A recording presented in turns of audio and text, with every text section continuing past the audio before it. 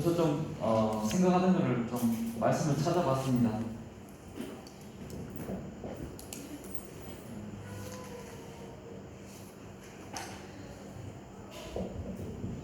우리가 좀 생각을 하자는 뜻에서 제가 모든 분께 간단한 질문을 한번 드려보겠습니다. 그냥 뭐 한번 생각을 해보시기 바랍니다. 하나님께서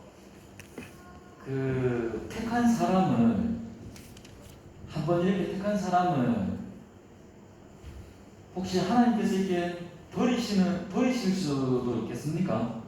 어떻습니까?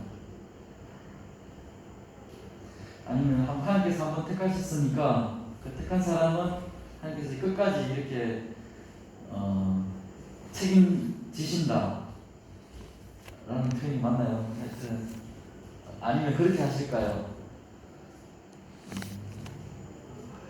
오늘 이 부분을 가지고 성경에 나오는 몇 가지 말씀을 한번 찾아보고 이렇게 생각하는 시간을 가졌으면 좋겠습니다.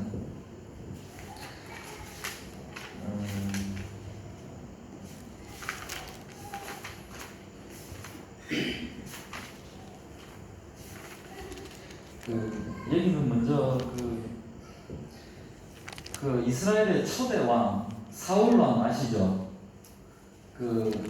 사울 왕 얘기부터 먼저 시작해 보도록 하겠습니다. 사울 왕이 처음부터 왕은 아니었죠. 이제 사무엘한테 이제 기름 부음을 받고 이제 왕이 됩니다. 왕이 되는데 이 사람이 기름 부음을 받고 난 다음에 사무엘상 10장 6절 7절에 보면 안 찾으셔도 됩니다. 그냥 얘기만 들으시기 바랍니다.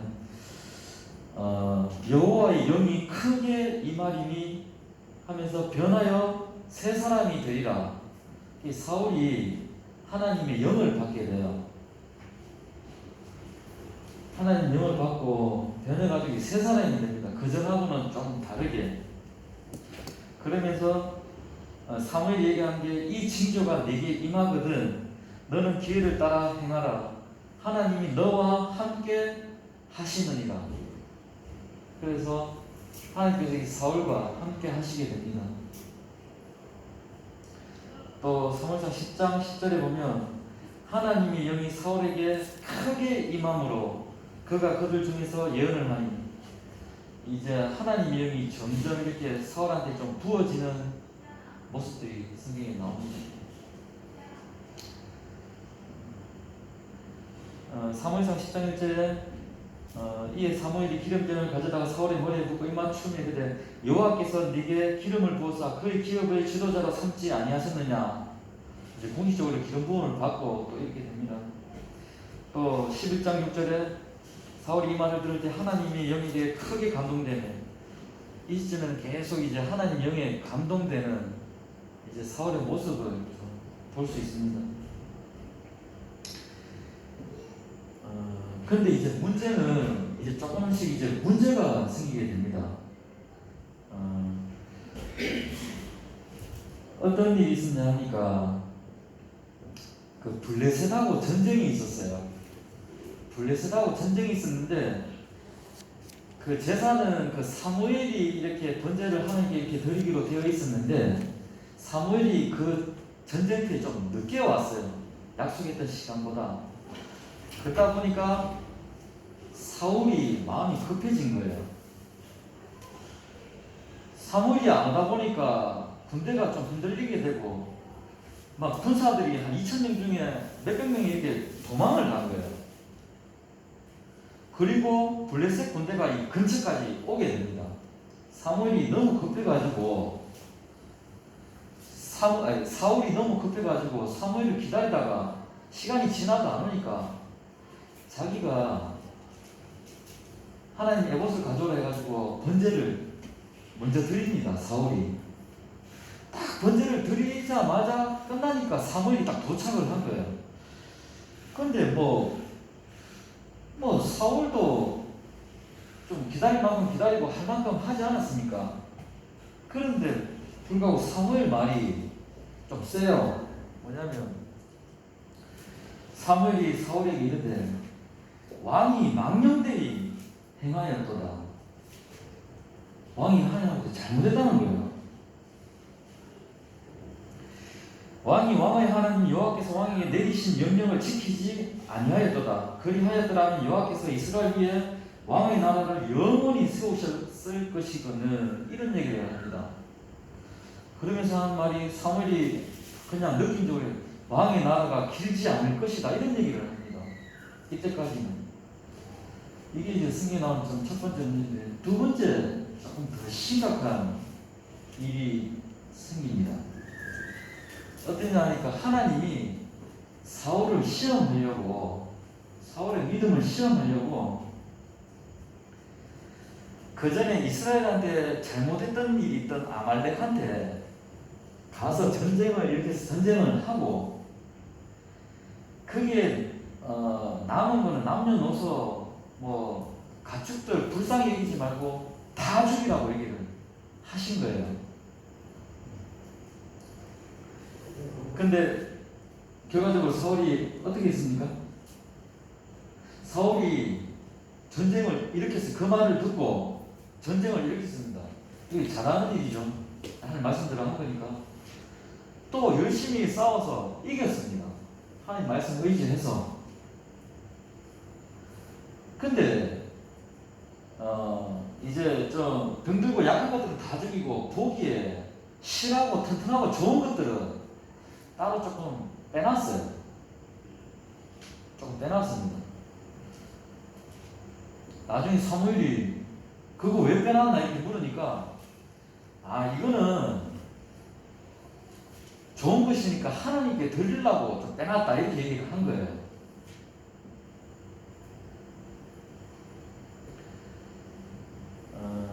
그러니까 사무엘이 뭐라고 하냐면, 사무엘상 15장 22절에 사무엘이 이르되 여호와께서 번제와 다른 제사를 그의 목소리를 청종하는 것을 좋아하신 같이 좋아하시겠나이까.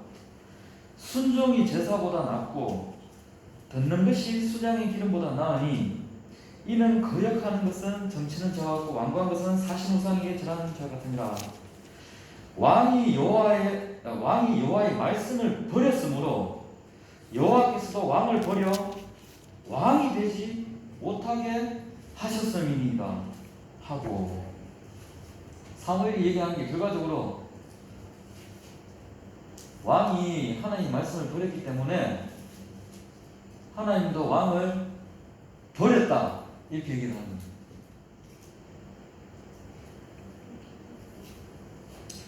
또 사무엘상 15장 26절에 이는 왕이 여호와의 말씀을 버렸으므로 여호와께서 왕을 버려 이스라엘의 왕이 되지 못하게 하셨음이니이다 하고, 이렇게 납니다. 그리고 결과적으로 어떻게 되냐면, 나중에 시간이 좀 지나긴 하지만 블레셋과의 전쟁에서 사울은 죽게 됩니다. 죽는데 성경에서 하는 말이 이렇게 얘기를 해요. 역대상 10장 13절 14절인데요. 사울이 죽은 것은 여호와께 범죄하였기 때문이라.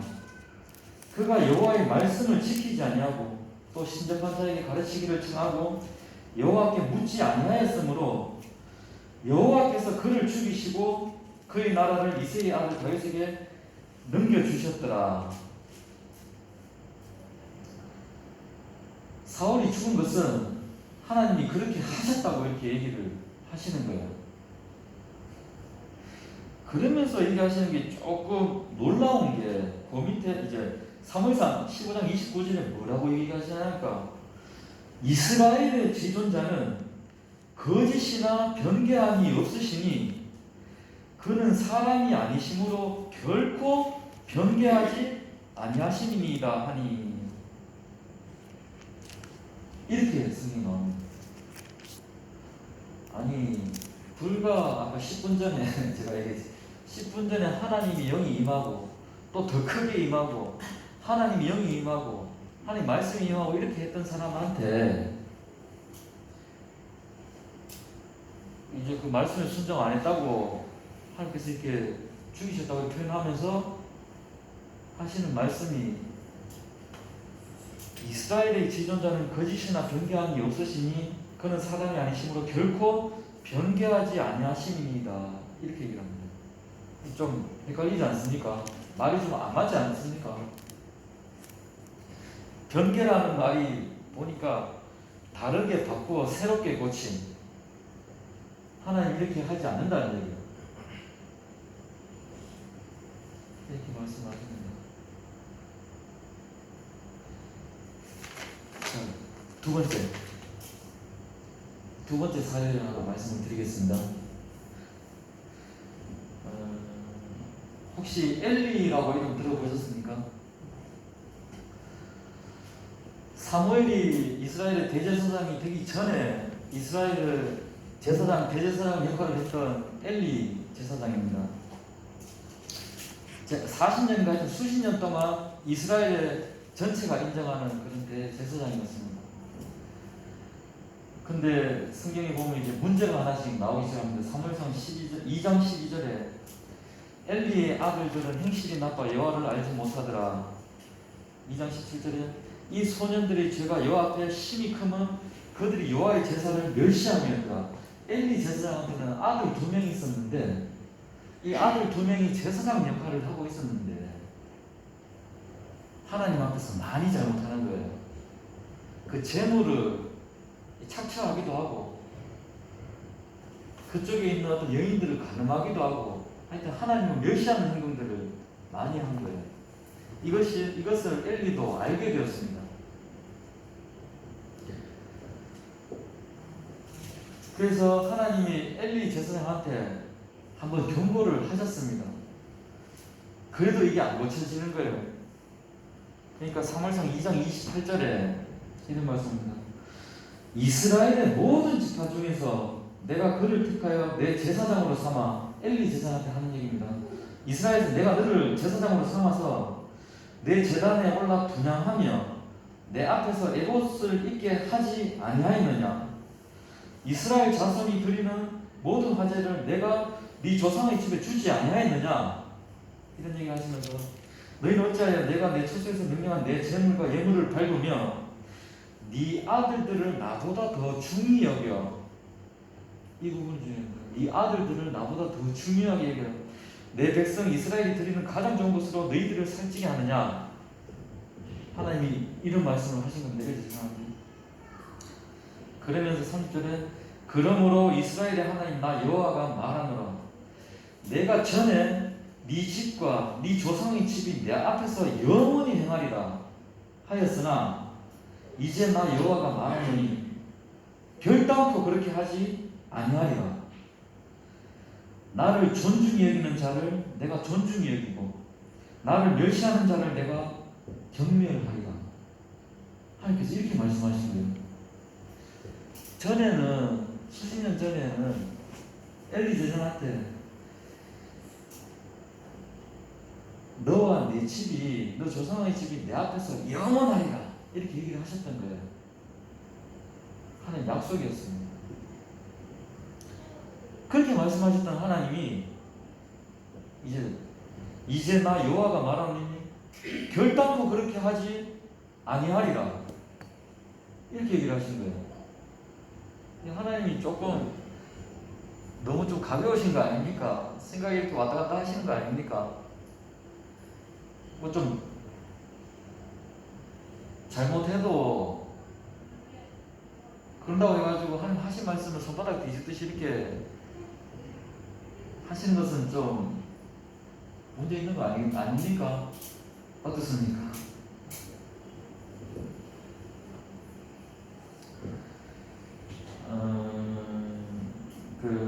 그리고 엘리 집안에 대한 저주를 그 사무엘상 그 2장 31절부터 36절까지 세세하게 이렇게 나옵니다. 이건 제가 찾아서 하나하나 읽어드리려고 했는데 시간 관계상 이거는 일단 놔두고요. 하나님께서 진짜 막 저주를 막 합니다. 엘리 제사장한테. 그리고 이제 너희 집안에 늙은 사람은 없다. 이 얘기를 하십니다. 무슨 얘기냐면 젊어서 다 죽는다는 얘기예요. 무서운 얘기죠.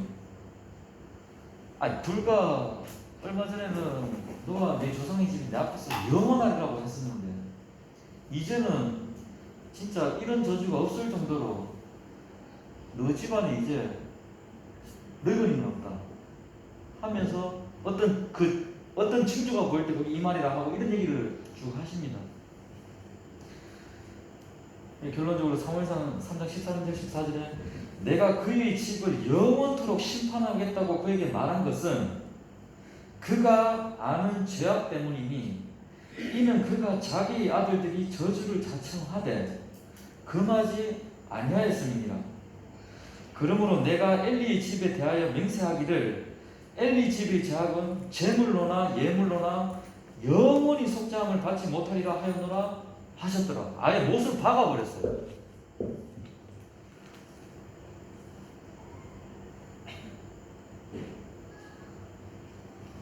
이제 뭐 예물로나 제물로나 이거는 영원히 속죄함을 받지 못하리라 하나님께서 이렇게 얘기를 해버리십니다.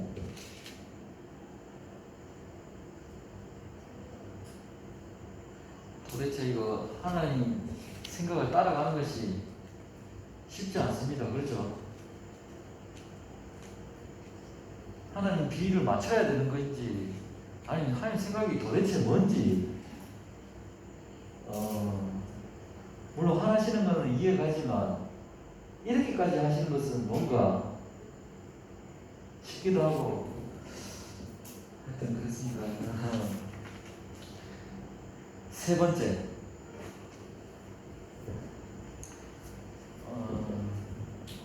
솔로몬입니다. 솔로몬에 대해서 말씀드리겠습니다. 솔로몬은 태어나기 전부터 예언이 돼 있었어요. 역대상 22장 9절 10절에 보면 보라 한 아들이 네게서 나리니 그는 온순한 사람이라 내가 그로 주변 모든 대적에게서 평온을 얻게 하리라. 그의 이름을 솔로몬이라 하리니 이는 내가 그의 생전에 평안과 안일함을 이스라엘에게 줄 것임이니라. 그가 내 이름을 위하여 성전을 건축할지라. 그는 내 아들이 되고 나는 그의 아버지가 되어 그 나라 왕위를 이스라엘 위에 굳게 세워 영원까지 이르게 하리라 하셨나요?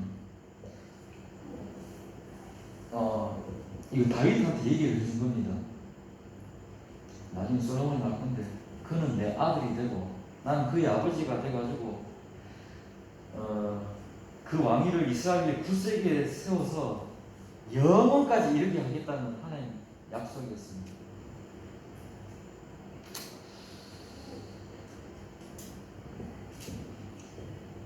역대상 28장 6절 7절에 내게 이르시기를 내 아들 솔로몬이 그가 내 성전을 건축하고 내 여러 뜰을 만들리니 이는 내가 그를 택하여 내 아들로 삼고 나는 그의 아버지가 될 것이니라.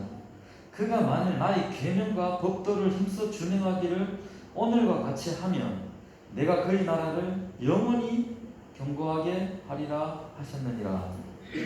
이런 말씀을 하셨습니다.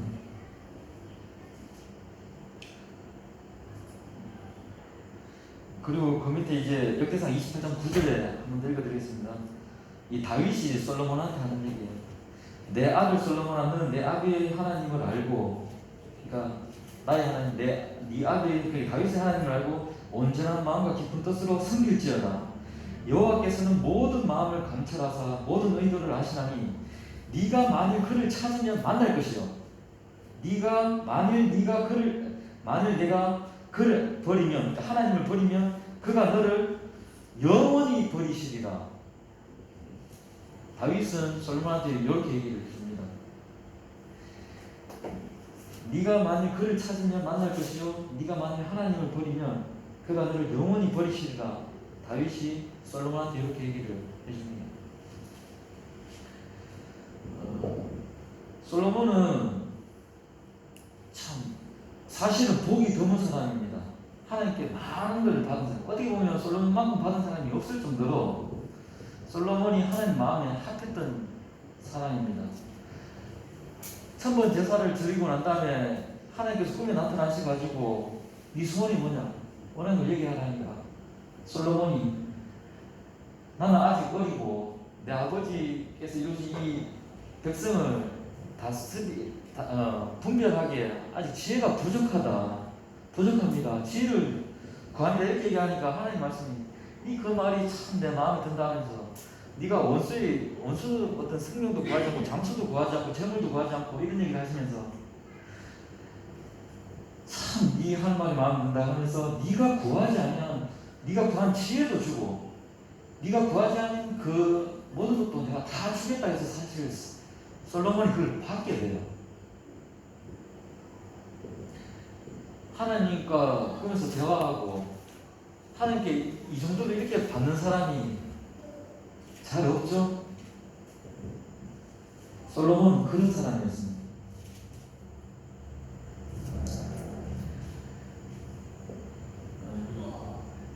그래서 하나님께서 이걸 다 준다 하면서 그 말씀을 쭉 하시고 난 다음에 열왕기상 3장 14절의 마지막 밑에는 또 이런 얘기를 하세요. 하나님 뭐냐면 네가 만일 내 아버지 다윗이 행함같이 내 길로 행하며 내 법도와 명령을 지키면 내가 또 네 길을 길게 하리라.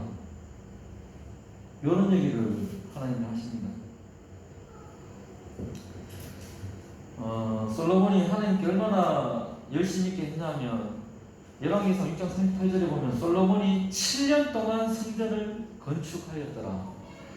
하나님 전을 건축하는데 많은 사람이 동원됐습니다. 그리고 그 건축하는데 시간이 7년 동안 솔로몬이 정성을 이렇게 성전을 건축을 했던 거예요.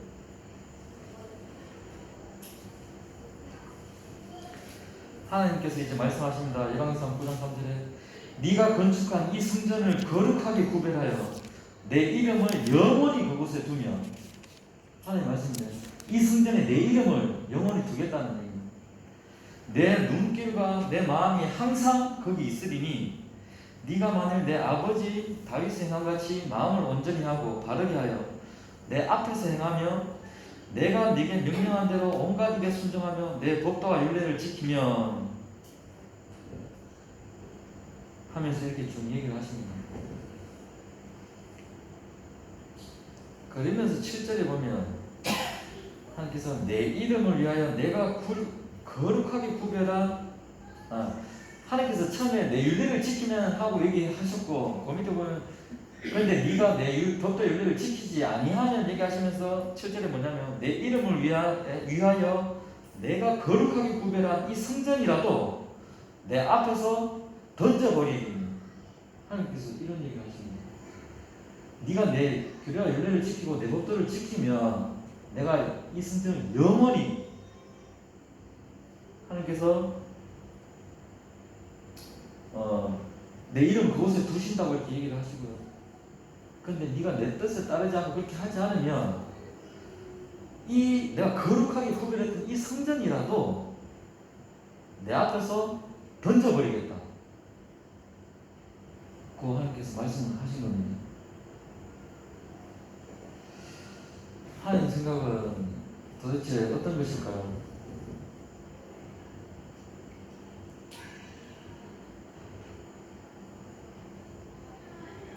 하여튼 솔로몬이 이렇게 하나님 말씀을 순종하면서 이렇게 성전을 건축했을 때는 하나님께서 정말 기분 좋게 이것을 받으셨습니다.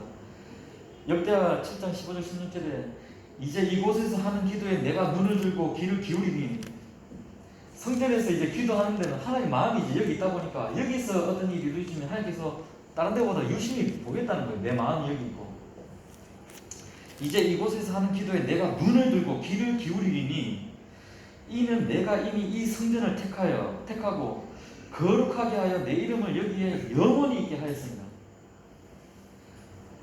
내 눈과 내 마음이 항상 여기 있으리라. 하나님께서 이렇게 얘기하셨습니다. 이 성전에 내 눈과 내 마음이 항상 여기 있겠다고.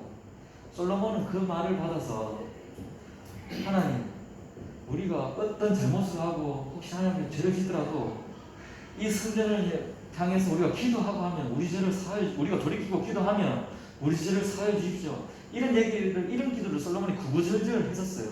하나님 그 기도도 기뻐 받으셨습니다. 이 성전에서 회개하고 기도하는 것들은 하나님께서 특별히 이렇게 좀 더 이렇게 하나님께서 마음을 이렇게 해서 이걸 받아들이겠다 이런 얘기를 하셨습니다.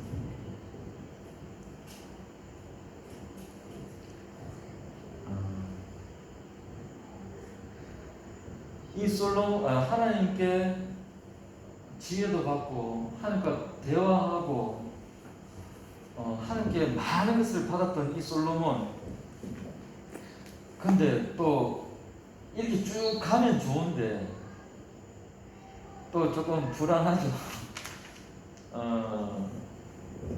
이것도 한번 찾아봐야 될 건데, 열왕기상 11장입니다. 그걸 한번 찾아보겠습니다. 아니면 제가 그냥 읽어드리겠습니다. 좀 이렇게 하나님께 이렇게 좀 받은 것도 많고 깨달은 것도 많고 하니까 좀 이렇게 좀 하나님 법대로 순종하면서 이렇게 좀 가면 좋은데, 솔로몬이 점점 이렇게 마음이 바뀌었어요. 읽어드리겠습니다. 열왕기상 11장 1절인데요. 솔로몬 왕이 바로의 딸 외에 이방의 많은 여인을 사랑하였으니 곧 모압과 암몬과 에돔과 시돈과 헷 여인이라. 여호와께서 일찍이 이 여러 백성에 대하여 이스라엘 자손에게 말씀하시기를 너희는 그들과 서로 통혼하지 말며 그들도 너희와 서로 통혼하지 말라. 그들이 반드시 너희의 마음을 돌려 그들의 신들을 따르게 하리라 하셨으나 솔로몬이 그들을 사랑하였더라. 하나님께서 여기하고는 가깝게 하지 마라.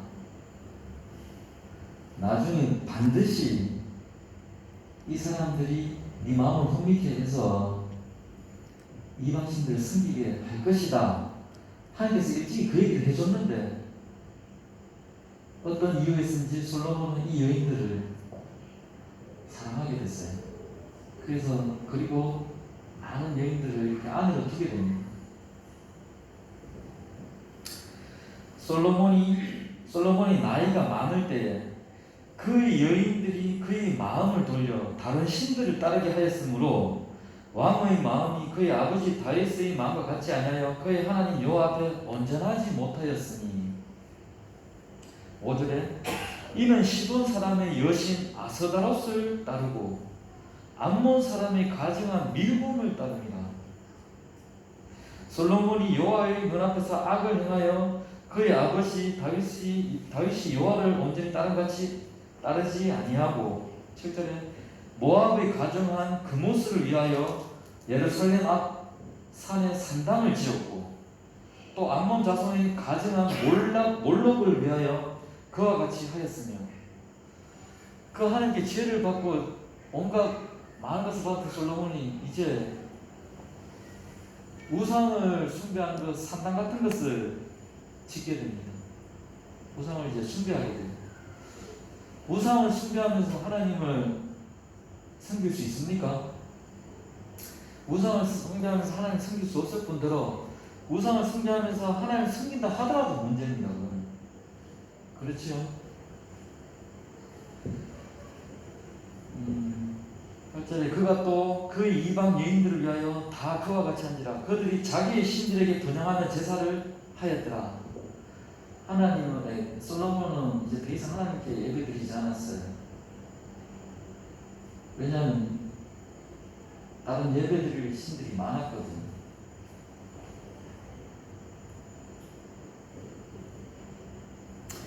솔로몬이 마음을 돌려 이스라엘의 하나님 여호와를 떠남으로 여호와께서 그에게 진노하십니다. 여호와께서 일찍이 2번이나 그에게 나타나시고, 어떻게 보면 솔로몬은 좀 더 각별했던 것 같습니다. 하나님께서 애정이 좀 더 많으셨던 것 같아요. 2번이나 이렇게 알아듣게 이렇게 얘기를 하셨던 것 같습니다. 그런데 10절에 이 일에 대하여 명령하사 다른 신을 따르지 말라 하셨으나 그가 여호와의 명령을 지키지 않았으므로.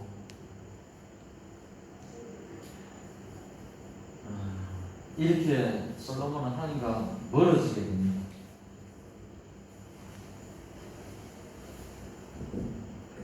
어떻습니까? 하나님께서는 솔로몬을 버리시겠습니까? 어떻습니까? 아니면 우상을 숭배하는 그를 받아들이시겠습니까? 하나님의 생각은 뭐고 하나님의 공의는 뭡니까? 하나님의 방식은 뭡니까?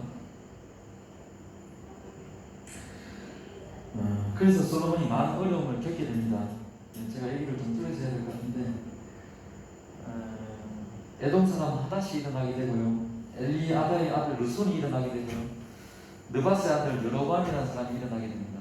그리고 솔로몬이 살았을 때 하나님이 선지자 아이야를 통해 가지고 여로보암한테 예언을 합니다. 옷을 찢어가지고 12조각을 찢어서 10조각을 여로보암한테 주면서 이 나라를 니한테 주겠다.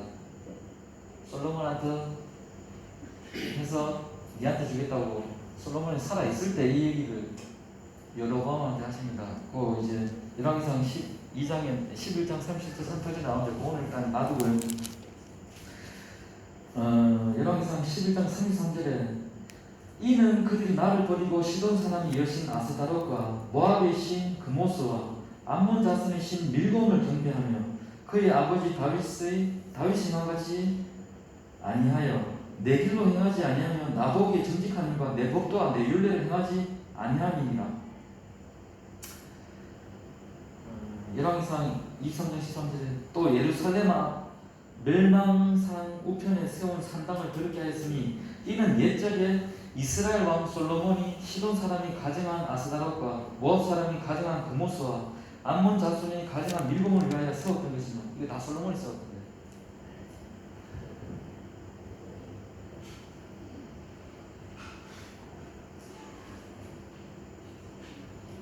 하나님 어떤 결론을 내리실까요?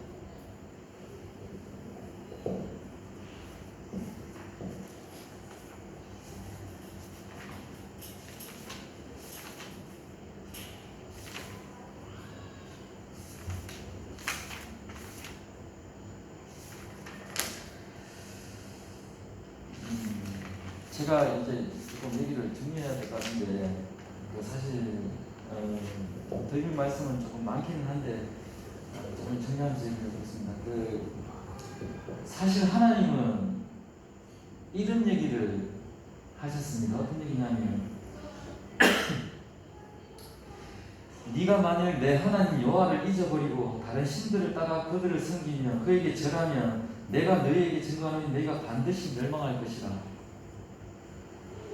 또 신명기 13장 8절에 또 이런 말씀하시고 신명기 15장 4절에 네가 만일 여호와의 말씀만 듣고 내가 오늘 내게 내리는 그 명령을 다 지켜 행하면 하면서 그렇게 하면 어떻게 할 것이다 이런 얘기를 하시고 신명기 28장 15절에 신명기 28장 58절에 신명기 3장 17절에 찾으면 수도 없이 이 얘기를 하나님께서 계속 반복하세요. 하나님께서 보실 때 제가 볼 때는 찾아보니까 하나님께서 조금 마음에 드는 사람이 있으면 이 얘기를 하시는 거예요. 네가 내 율례와 규례와 율법을 지키면 어떻게 하고 그것을 지키지 않으면 어떻게 되고 또 이따가 또 마음에 드는 사람이 있으면 네가 요거를 하면 어떻게 되고 요거를 안 하면 어떻게 되고 열왕기상 3장 14절에 네가 만일 내 아버지 다윗이 행함같이 내 길로 행하면 내 법과 명령을 지키면 내가 또 네 나를 길게 할 것이다. 열왕기상 6장 12절에 네가 만일 내 법도를 따르면 내 율례를 행하며 내 모든 계명을 지켜 그대로 행하면 내가 네 아버지 다윗에게 한 말을 네게 확실히 이룰 것이다. 내 법과 율례를 지키면 나중에 여로보암 젊었을 텐데요. 여로보암도 어느 시점에 하나님께 선택을 받았습니다. 나중에 악한 마음으로 대명사처럼 이렇게 나타나고 이제 남녀다와 이렇게 대적하는 이런 입장이 있으지만 처음에 하나님께서 말씀이 임하실 때는 열왕기상 11장 38절에 여로보암한테 합니다. 이 마음을 들 때 이런 얘기를 했어요. 네가 만일 내가 명령한 모든 일에 순종하고 내 길로 행하며 내 눈에 합당한 일을 하며 내 종 다윗이 행함같이 내 율례와 명령을 지키면 내가 너와 함께 있어 내가 다윗을 위하여 세운 것 같이 너를 위하여 경관집을 세우고 이스라엘을 내게 주리라. 여로보암한테 한 얘기였습니다. 하나님은 마음에 드는 사람이 생길 때마다 얘기를 반복하셨다는 거예요.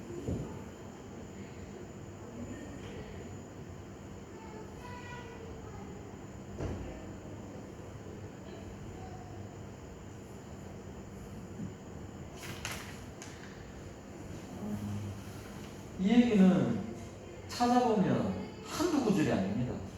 제가 보니까 하나님은 처음부터 생각이 분명했던 거예요. 처음부터 이 얘기를 시작하고 시작하셨던 거예요. 내 말을 따르고 율법하는 법도를 지키면 어떻게 되고, 그것을 안 지키면 어떻게 되고. 제가 아까 그 부분을 다시 찾아보겠습니다. 처음에 이제 하나님이 사울 왕한테 영을 부어주시고 이렇게 하셨다가 사울 왕이 하나님을 떠났을 때 하나님께서 그를 이제 죽이시게 됩니다. 그러면서 하셨던 말이, 이스라엘의 지존자는 거짓이나 변개함이 없으시니 그는 사람이 아니시므로 결코 변개하지 아니하시니이다. 하나님이 변개하시는 뭐였냐면 사람을 버리고 안 버리고가 아니고 하나님 길로 행하느냐 안 행하느냐, 그게 하나님 뜻이었어요. 처음부터. 그 뜻을 바꾸는 일이 하나님은 한 번도 없으십니다.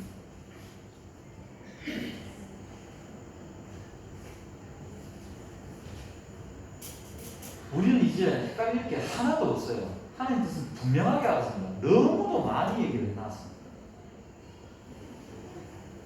이게 처음부터 하나님 뜻이었고요.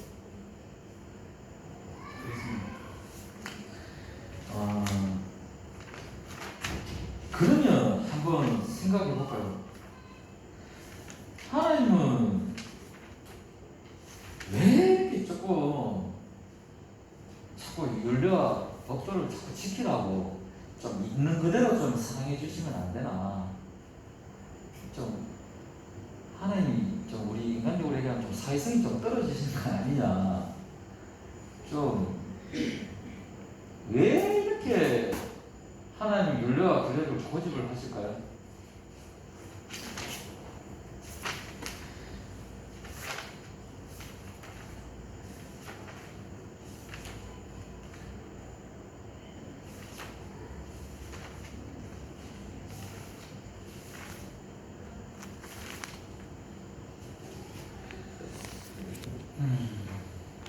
그래서 아까 그 중간 부분에서 좀 얘기를 드리면, 하나님께서는 그 윤례를 벗어나고 떠나고 하면 다 버리셨어요. 자기 처소도 버리고요, 제사장도 버리고요, 성전도 버리고요, 이스라엘 백성도 버리고요. 뭐 버리는 게 한두 가지가, 그러니까 뜻에 맞으면 하나님께서 지켜주시고 이렇게 하셨고요. 그 뜻을 벗어나면 같이 못 하시는 건지 안 하시는 건지 다 버리시는 거예요. 버리는 게 이상한 게 아니면 이 성경을 쭉 읽어보다 보면 안 맞으면 다 버리시는 거예요. 그러니까 하나님 왜 그렇게 하실까요? 거룩하신 하나님이. 예? 거룩하시기 때문에. 그게 하나님 몸이기도 하고, 네. 거룩하시기 때문에 부정한 것들하고는 부정하게 되면 같이 못하시는 부분도 있는 거겠죠. 하나님은 왜 이런 규례를 이렇게 주셨을까요? 그것도 사실 우리 좀 생각해보면 조금 이해도 가기도 하죠. 저는 말씀 보면서 이해되는 게 이렇게 생각을 합니다. 하나님께서 규례를 주실 때는 그거는 어떻게 보면 좀 좋은 일이에요. 그나마 하나님하고 가까워질 수 있는 그런 길을 얘기를 해주시는 거거든요. 신명기 10장 13절에 왜 규례를 주시는가 말씀을 살펴보니까, 신명기 10장 13절에 내가 오늘날 네 행복을 위하여 네게 명하는 여호와의 명령과 규례를 지킬 것이 아니냐. 명령과 규례를 줬는데 네 행복을 위해서 준다는 거예요. 또 신명기 4장 40절에 오늘 내가 네게 명하는 여호와의 규례와 명령을 지키라. 너와 네 후손이 복을 받아 내 하나님 여호와께서 네게 주신 땅에서 한없이 오래 살리라. 쉽게 말해서 하나님께서 복을 부어 주시고 싶어서 규례를 지키라는 거예요. 신명기 6장 24절에 여호와께서 우리에게 이 모든 규례를 지키라 명하셨으니 이는 우리로 우리 하나님 여호와를 경외하여 항상 복을 누리게 하기 위하심이며 또 여호와께서 우리로 오늘날과 같이 생활하게 하려 하십니다.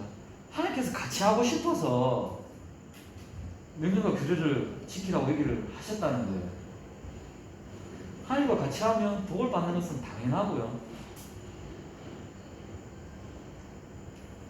신명기 30장 16절에 곧 내가 오늘날 너를 명하여 네 하나님 여호와를 사랑하고 네 모든 길로 행하며 그 명령과 규례와 법도를 지키라 하는 것이다. 그리하면 네가 생존하고 번성할 것이요 또 네 하나님 여호와께서 네가 가서 얻을 땅에서 네게 복을 주실 것입니다. 사실 하나님 사랑하는 자들한테 규례를 주시는 거예요. 더 부어주시고 싶어서. 느헤미야 9장 29절에 이런 표현이 나옵니다. 사람이 준행하면 그 가운데서 삶을 얻는 주의 계명. 주의 계명을 한번 따라보면요, 그 가운데 삶을 얻는다는 거예요. 이게 어렵고 힘들고 그런 게 아니고, 신명기 3장 9절에 말씀하십니다. 네가 네 하나님 여호와의 말씀을 순종하여 이 율법 책에 기록된 그 명령과 규례를 지키면 내 마음을 다하여 성품을 다하여 내 여호와 내 하나님께 돌아오면 내 하나님 여호와께서 네 손으로 하는 모든 일과 네 몸의 소생과 네 육축의 새끼와 네 토지 소산을 많게 하시고 네게 복을 주시되 곧 여호와께서 내 열조를 기뻐하신 것과 같이 너를 다시 기뻐하사 네게 복을 주시리라. 하나님께서 이 말씀을 따라하는 너를 기뻐하시겠다는 얘기예요. 이제 우리 하나님 뜻이 안 헷갈리죠? 하나님 헷갈리게 얘기하신 적이 사실 보니까 한 번도 없어요. 처음부터 이렇게 분명하게 얘기하시고요, 같은 얘기를 반복해서 계속 얘기를 하셨어요.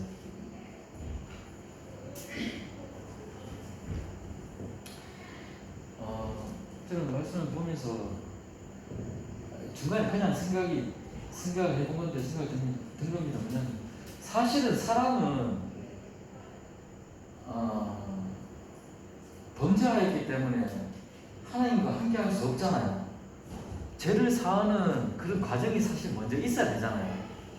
그 후에 하나님 말씀이 주어지고 따르고 이런 일이 있는 게 우리가 평소 때 우리가 성경 기본 상식 아닙니까?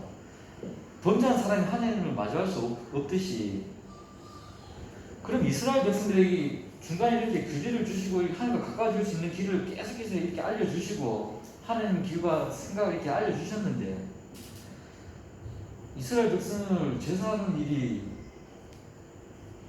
먼저 있어야 되는 거 아닌가, 그런 생각을 해봤는데 저는 혼자 이제 말씀 보면서 드는 생각이, 그러면 출애굽 할 때에 그 유월절 그 밤에 유월절 어린 양 피로 이스라엘 백성들 죄를 먼저 이렇게 하나님께서 덮으셨던 게 아닌가. 그 후에 지금은 이제 이렇게 하나님 복도를 주셔서 하나님과 더욱 이렇게 가까워질 수 있게 하신 게 아닌가. 그 이방 이제 이스라엘 백성 말고 이제 전 세계인들에 대해서는 예수 그리스도를 통해서 이제 십자가에서 우리 죄를 사하신 거죠. 이제 우리 모든 죄를 이제 사하시고 난 다음에는 우리가 이제 하나님 말씀을 따라서 하나님과 이제 더 가까워지는 거 아니겠습니까? 너희가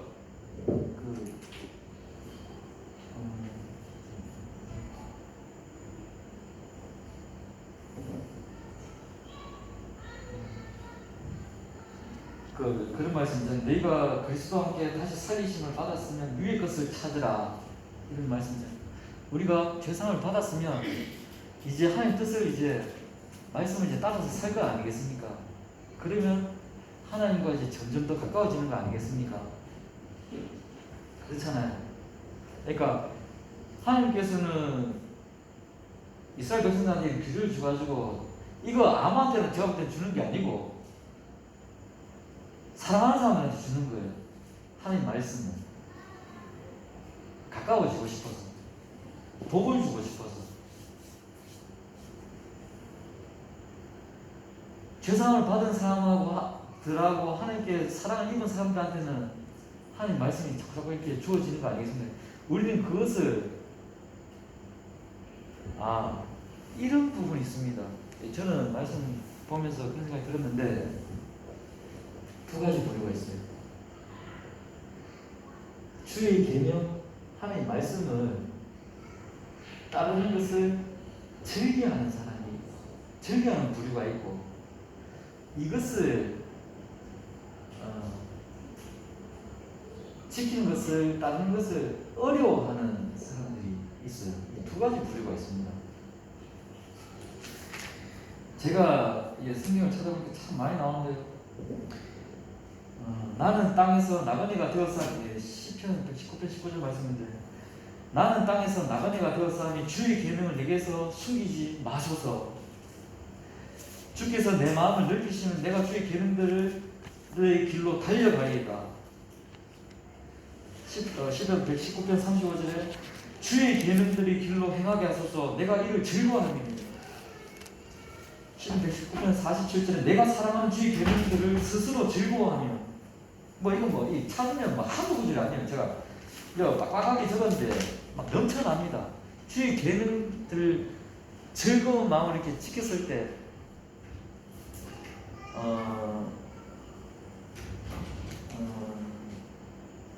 내가 주의 법을 어찌 그리 사랑하는지요. 내가 그것을 종일 묵상하나이다. 시편 40.8절에 나의 하나님이여 내가 주의 뜻 행하기를 즐기오니 주의 법이 나의 심중에 있나이다.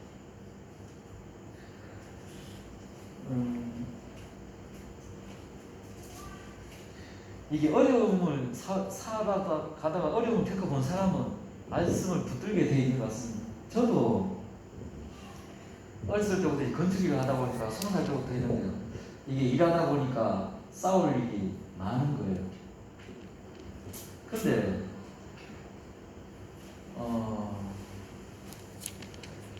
이렇게도 싸우고 저렇게도 싸우고 했는데 나중에 지나보니까 뭔가 좀 아니다 싶은 생각이 들었어요. 그래서 어느 시점부터는 하나님 말씀이 무엇을 말하고 있지, 그런 것을 생각하면서 조금씩 이렇게 말씀대로 해보기 시작했습니다. 왜냐하면 말씀대로 해보니까 뒤가 깨끗해요. 뒤탈이 없어요.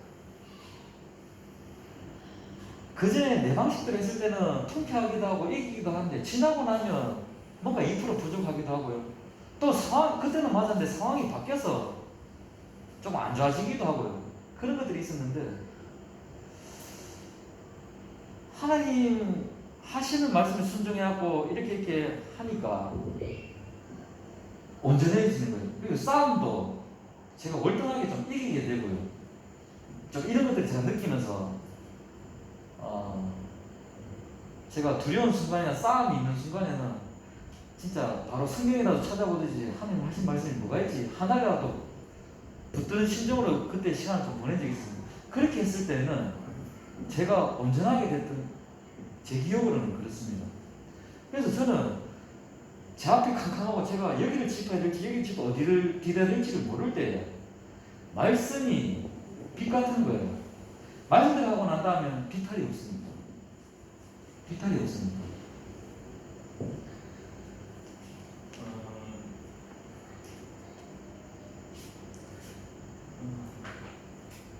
다윗이 고백한 시편 119편 127절은 그러므로 내가 주의 계명들을 곧 순금보다 더 사랑하나이다. 시편 119편 98절에 주의 계명들이 항상 나와 함께하므로 그것들이 나를 원수보다 지혜롭게 하나이다. 저도 이런 걸 느꼈거든요.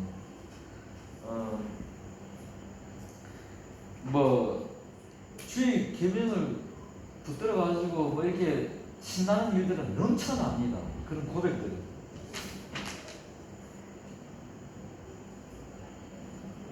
또 시편 119편 118절에 이런 말씀이 있습니다. 주의 율례에서 떠나는 자는 주께서 다 멸시하셨으니 저희 괴사는 허무함이니이다. 하나님 율법에서 떠나가지고 아웅다웅 싸우고 이렇게 율법에서 떠나가지고 하는 모든 것들은 그런 것들은 허무하다는 얘기예요.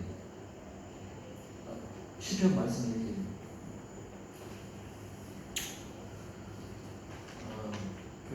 예전에 이런 일이 있었습니다. 제가 얘기 좀 긴데요. 제가 누나한테 그런 얘기를 들었습니다. 여자인데 나이가 이제 한 21~22살 정도 된 것 같아요. 아버지하고 제가 좀 친분이 있는데, 막판서 뭐 얘기를 하면 왜요? 그러니까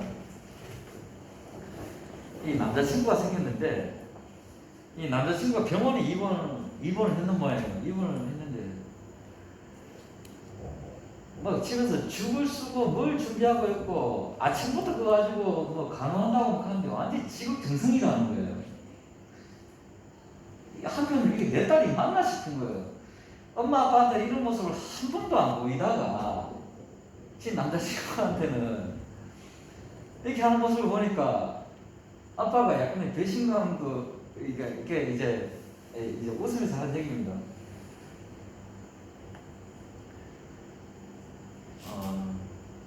자기 좋아하는 일은 그렇게 하더라는 거예요.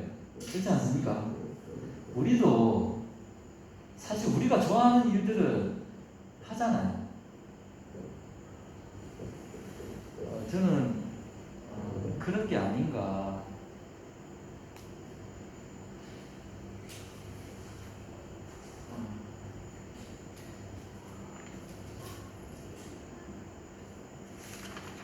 그와 관련해서 하나님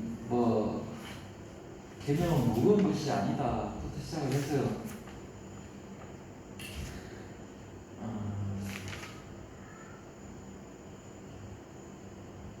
사랑이 나를 사랑하면 내 말을 지키니. 그러니까 이런 거는 혹시 다 구약에 나오는 얘기 아니냐, 이렇게 생각하신다면 제가 신약에 나오는 내용도 적은 것도 넘쳐납니다. 신약이 사랑이, 요한복음 14장 23절 24절인데, 사랑이 나를 사랑하면 내 말을 지키리니 내 아버지께서 그를 사랑하실 것이요 또 나를 사랑하지 않는 자는 내 말을 지키지 아니하리니. 요한복음 15장 7절에 너희가 내 안에 가고 내 말이 너희 안에 가면, 계명을 지키라는 말이 신약에도 넘쳐납니다. 이렇게도 얘기하세요. 누가복음 6장 46절 49절 너희는 나를 불러 주여 주여 하면서 어찌하여 내가 말하는 것을 행하지 아니하느냐. 내게 나와 내 말을 듣고 행하는 자마다 누구와 같은 것을 내게 보이리라. 집을 짓되 깊이 파고 주축을 반석 위에 놓은 사람과 같으니 큰 물이 나서 탕류가 그 집에 부딪히되 잘 지었기 때문에 능히 요동치지 못하게 하였거니와 듣고 행하지 아니하는 자는 주체 없이 흙 위에 집을 지은 사람과 같으니 탕류가 부딪히면 집이 곧 무너져 파괴됨이 심하니라 하십니다. 쉽게 말해서 하나님 말씀을 듣고 행하는 사람은 주추를 박아가지고 흔들림이 없고, 내 말 듣고 지키지 않는 사람은 모래집이라 한번 물이 지나고 나면 없다는 얘기를 하시는 거예요. 고린도전서 7장 19절 할례 받는 것도 아무것도 아니요 할례 받는 것도 아무것도 아니요 할례 받지 아니하는 것도 아무것도 아니거든 오직 하나님의 계명을 지킬 따름이다. 고린도전서 7장 19절. 요한일서 5장 2절 3절에 우리가 하나님을 사랑하고 그의 계명들을 지킬 때에 이로써 우리가 하나님의 자녀를 사랑하는 줄을 아느니라. 하나님을 사랑하는 것은 이것이니 우리가 그의 계명들을 지키는 것입니다. 그의 계명들은 무거운 것이 아니로다. 요한계시록 14장 12절 성도들의 인내가 여기 있으니 저희는 하나님의 계명과 예수 믿음을 지키는 자니라. 구약뿐만 아니고 신약에도 뒤에도 제가 적어놓은 게 많습니다만, 하나님 믿는 사람들은 하나님 계명을 즐거운 마음으로 지키는 자들이다. 그로 인해 하나님과 더욱 가까워지고, 하나님과 그렇게 되면 하나님과 동행하게 되겠죠. 저는 그런 것이라고 생각을 합니다. 예, 시간 좀 지나버리니 제가 오늘 한 얘기는 여기서 마무리하도록 하겠습니다.